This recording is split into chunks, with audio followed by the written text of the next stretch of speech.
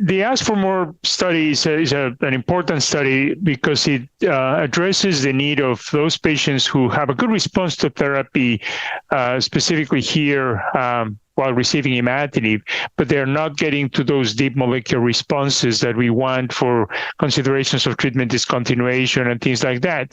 So what the study was then for patients on Imatinib for at least a year, they were randomized to either continue on Imatinib, switch to Nilotinib, or add Asciminib at one of two different doses, 40 milligrams or 60 milligrams. So 4 different arms were investigated, and the primary endpoint was achieving the MR 4.5 at 48 weeks.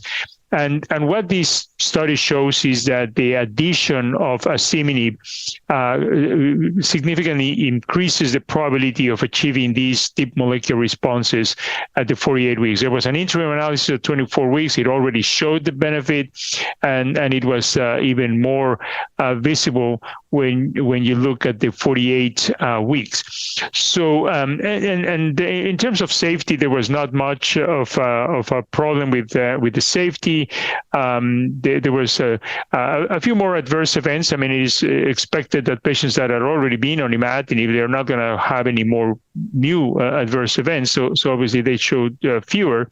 But compared to the switch to Nilotinib, the Asciminib addition looked reasonably well tolerated. A little bit more GI toxicity, but other things like liver toxicity and things like that was actually less. So overall, it opens the possibility of